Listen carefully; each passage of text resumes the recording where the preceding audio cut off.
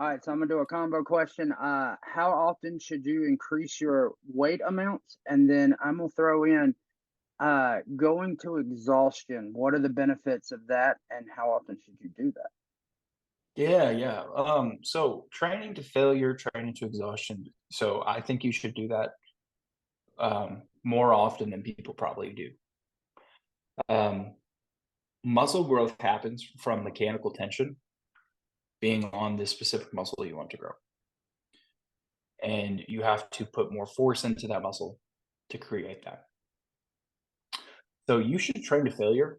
I would say at least one set per body part that you're doing. Now you need to be in a safe situation. I would do, chest press versus bench press. I would go to failure. Don't go to failure on bench press. Go to failure on chest press because of the safety don't aspect. But don't pull a me. yeah, don't pull a big route. But you should train to failure. The reason why is because it's just going to be an easier baseline for you to understand where certain things are at. At the beginning, train to where you can no longer do any further reps with good controlled form.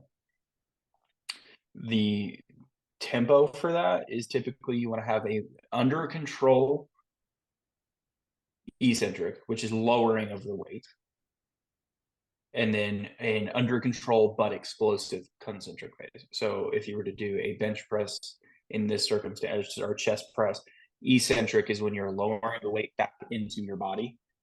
Your muscle is stretching but being contracted still. You want to be under control, 2 to 3 seconds. It's a good measurement.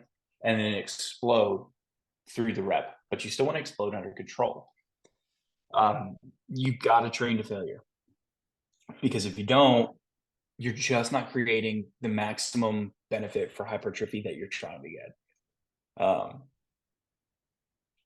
Failure means different things to different people. Tom Platz trained to failure where he couldn't function. Tom Platz, his nickname was the Quad Father, and the man was built to squat, and he had huge legs and Oh yeah. great development. But he did squats to fail. I mean, he would squat and he would fail, and then he would do leg extensions and fail, and he would fail at every range, like where he literally couldn't move the weight at all. For you and I, maybe let's say we do the leg press for failure. Failure is when we can't do the rep correctly at all. Even if we're pushing ourselves, or hack squat may be a better example. Hack squat or pendulum squat. And if you have to like wiggle it up, that's bad. Don't do that and stop your set there. Because at that point, you've pretty much maximized all of the factors that benefit the hypertrophy overall. So that's where I would go. And then the other part of your question you said was how much should you rest? Was that what you said? How often should you increase your weight amounts?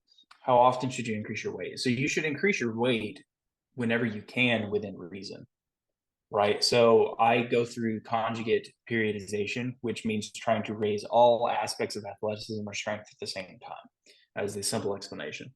I follow the 3 week wave, pendulum wave. So we increase percentages every single week, get a new max, and then go back down to those percentages. But the percentages have not changed because it's a higher weight that we're taking the percentage off of. Another way that you can do it is set yourself a rep scheme prescription. A real common one's 5x5. I prefer the 6x6 personally.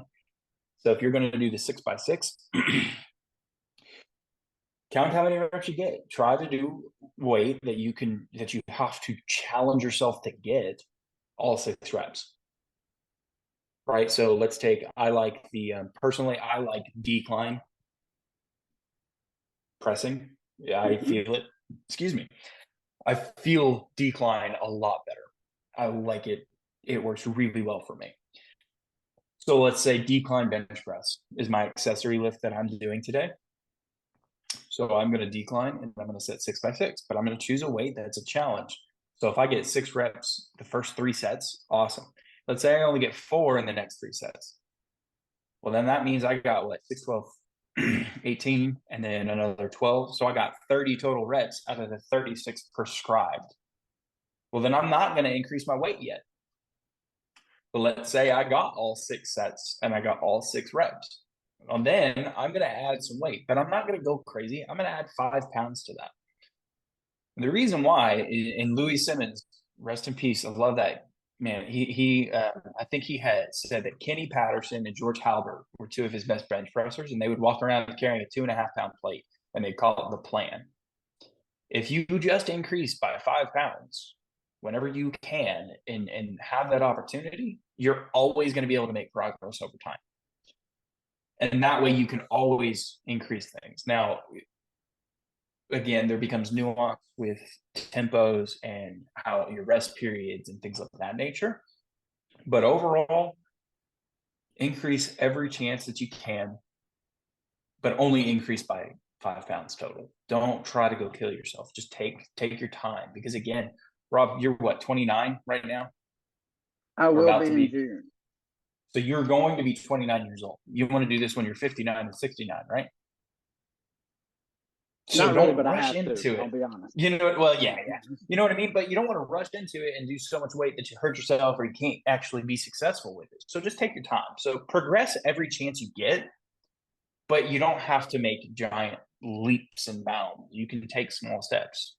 So that's, progress when you can, but make small progress so you can make consistent progress.